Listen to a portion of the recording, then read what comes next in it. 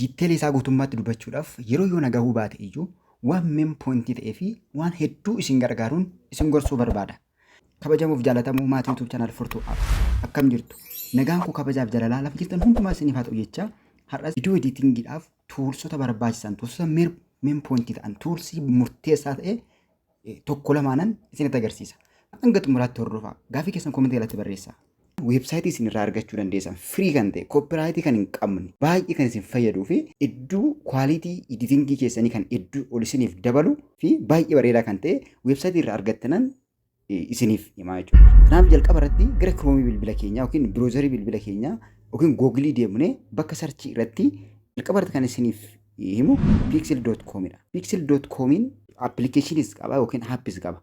Pixel.com jettanii gaafa isin sarchi gootan gaafa isin barreessanii sarchi gootanii gaafa sarchi gootan fuula akka kanaa isinii baasa jechuudha. Fuula akka kanaa isinii baasa. Kana weebsaayitii isaati. Aappii isaa qaba jechuudha. Akkuma yeroo baay'ee deddeebi'ee himaa ture bakka sarara sadii sana gadi tuqannee deeskitooppii saayitii irra kaawwachuu qabna. Deeskitooppii saayitii irra kaawwachuu qabna jechuudha. Sababiin isaa akka kompiitaraatti nuuf hojjetu bakki deeskitooppii saayitii jettu kun raayitii qabaachuu qaba. Akka bilbilli keenya biizii hin taanee fi waan kompiitara irratti ilaallu bilbila keenya irratti ilaaluudhaaf deeskitooppii saayitiitti deebisnee akkuma argitan pixel.com yookiin pixelii keessa viidiyoo akka kanaatu jira jechuudha. Suurota akka kanaa, imeejii akka kanaatu jira jechuudha.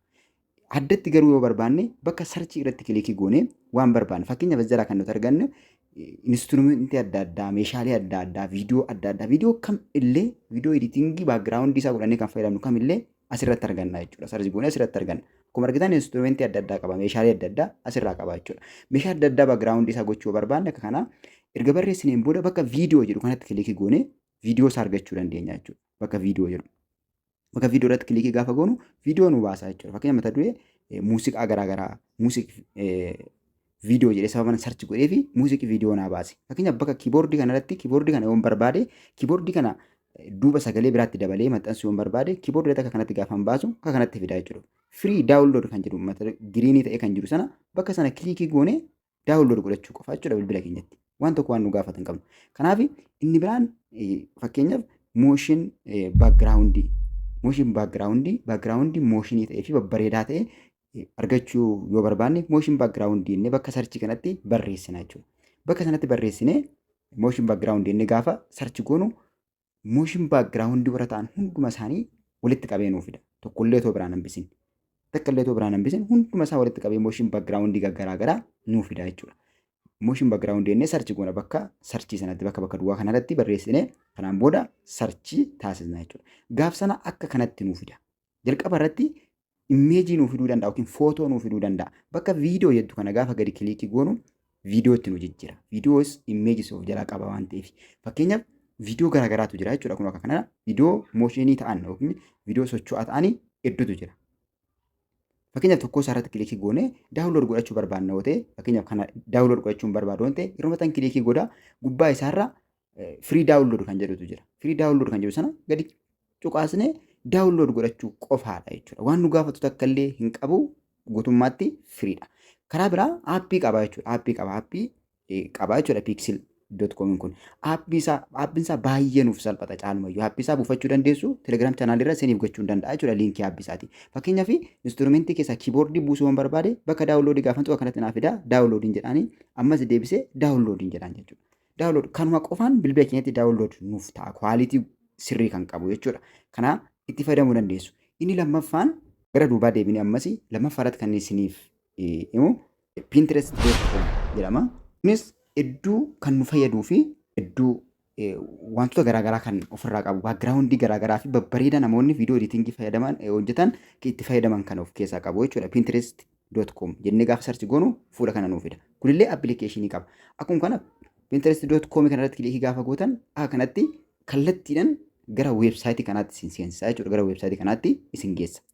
Jalqaba irratti googilii fayyadamuudhaan saayin aappii gochuu dandeessu jechuudha. Imeelii keessan keessaa tokko fayyadamtanii saayin aappii gochuu dandeessu. Akka inni baay'ee firii ta'ee isiniif hojjetuuf saayin aappii jechuu dandeessu. Sanaan booda baakgiraawundiiwwan babbareedoo kana isiniif fida jechuudha. Kana keessaa isin kan barbaadan filattanii daawunlood godhatanii imeejii viidiyoo keessa wajjin deemu itti fayyadamuu dandeessu. Yookiin immoo sarchi gochuu dandeessu haaraasaa jechuudha. Bakka sarchi kana jala kana jirutti sarchi kanatti kilikii gootanii akka kanatti black space sarchitti gootan isinii gaafa inni isinii fide bakka sarchii kanatti fakkeenyaaf baay'inaan motion backgrounding garaagaraa jala jiru. Akkuma argitan motion background hedduutu jira jechuudha. Viidiyoo motion background ta'an hedduutu jira akkuma isa sanaa jechuudha. Akkuma piiksilii kunillee of jalaa hedduu qaba jechuudha.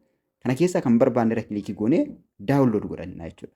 Daawunlood godhanna koopiraatii takka illee hin qabu kunis akkuma kanaa jechuudha. Heeyyamamaa sababa ta'eef yookiin immoo rakkoo kan hin qabne waan ta'eef kana irra kilaasikaalee adda addaa galchine salphaatti gaafa editii goonu viidiyoo nuti hojjennu faana sagalee nuti maxxansinu faana kan wal fakkaatu fayyadamuu dandeenya jechuudha akka barbaannetti. Kanaaf irratti kilikii goonee bakka sarara sadii tuttuqaa kana gaafa kilikii goota karatti isinii fida daawunlood imeeji kan jedhu kana tuttanii daawunlood gochuu qofaadha jechuudha. Bakka daawunlood gochuu qofaadha. Otoo hin turin salphaatti bilbila keessanitti daawunlood isinii godha jechuudha. Bifa kwaalitii gaarii qabuun daawunlood isiniif taasisa jechuudha. Akkuma argitan gosoota hedduutu qaba jechuudha. Kana akka kanatti asirraayis fayyadamuu dandeessu jechuudha. Yoo barbaadan isa kanallee haappii isaa buufannee itti fayyadamuu dandeenya. Haappis waan qabuuf jechuudha. Hedduu waan nuuf salphatuuf. Kanaaf weebsaayitiin amma hanga ammaa isinitti agarsiise kun weebsaayitii hedduu gurguddoodha. Akkasumas xumura irratti isinitti himas. Sagalee effeektii adda addaa, effeektii yeroo editingii fayyadamnu akkamitti akka argannu, PNG adda addaa akkamitti akka argannu xumura viidiyoo kanaatti sirriitti gaarii godheen isinitti hima jechuudha. Kanaaf hanga dhumaatti nuti qasuu hin dagatina. Fakkeenyaaf giriidii garaagaraa jechuudha. Giriidii baakgiraawundii garaagaraa, giriidii imeejii garaagaraa salphaatti asii argattu jechuudha. Giriidii baay'ee babbareeda ta'etu jira jechuudha. Kana yoo fayyadamna taate gaafa editingii hojjennu warreen kana ni fayyadamnu taate viidiyoon nuti hojjennu hedduu miidhagaa fi hedduu kan nama hawwatu kwaalitii kan qabu ta'a jechuudha. Fakkeenyaaf namoota editingii adda addaa hojjetan akkanatti warreen kana fayyadamu jechuudha. Bakka sadii kana jijjiirtu kana gaafa fudhattan akkanatti isinii fida daawunlood gochuu qofa jechuudha. Akkuma argitan kunoo salphaatti sekandiitti daawunlood godha jechuudha. Kanaaf akka isin hedduu salphistanii ilaaltanii fi hedduu nan hojjedha jettanii of amansiistaniifan kana isiniif bilbilaan isin hojjetaa jira jechuudha.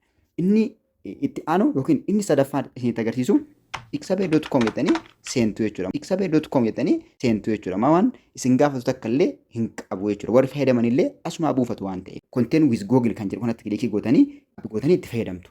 Isas bakka sarchii kana irratti fakkeenyaaf sound effect jettanii gaafa sarchii gootan akkanatti isinii fida. Kan aappii gootaniin booda bakka sarchii irratti sound effect jettanii sarchii gootan fakkeenyaaf sound effect adda addaa sagalee sound effect adda addaa shutter kaameraa wantoota sound effect ta'an hunduma isaanii isinii fida. Bakka all irra kilikii gootanii kaatanii iddoo sound effect jedhu kana kilikii gootu. Sound effect gaafa irratti kilikii gootan akkanatti sound effectiiwwan garaagaraa hedduu isaanii list godhee isinii fida jechuudha. Kanaaf isin sound effect keessaa warreen barbaadan akka kanatti tokkoon isaa xuxxanii ilaaltanii kan barbaadan daawunlood godhattanii sound effect viidiyoo keessatti fayyadamuu dandeessu jechuudha. Viidiyoo keessatti fayyadamuu dandeessu bifa namatti toluu fi bifa nama hawwatuun yookiin nama hin jibbisiisnen bifa kwaalitii isaa eegeen sound effectiiwwan adda addaa lafa kanaa argattu jechuudha. Lafa kanaa argattu jechuudha. Sound effectiiwwan adda addaa fi isin fayyadan Pixabay jalaa argattu jechuudha. Pixabay sound effect qaba jechuudha. Sound effect yoo barbaadan weebsaayitii kana bira dhuftu jechuudha. Pixabay.com jettanii seentu jechuudha. Waan isin gaafatu takka illee hin qabu jechuudha. Warri fayyadaman illee asuma buufatu waan ta'eef. Fakkeenyaaf kaameraa shutter jedheetuun achi godhee salphaatti kaameraa shutterii hedduu nuuf fida jechuudha. Sagalee kaameraa kanatti kun listi nu godha. Kana keessa kan barbaadan irra xuxxanii kan isin tolee fi gurra namaa kan hawwatu yeroo editii gootan keessatti fayyadamuu dandeessu. Kanaaf keessatti fayyadamuu dandeessu. Itti gargaaramaan isin jedha. Arfaffaan flat iconiidha. Flat icon jechuun iconiiwwan garaagaraa hedduu ta'an as jalaa argattu jechuudha. Iconiiwwan adda addaa hedduu ta'an as jalaa argattu kan barbaadan iyyuu haa ta'u.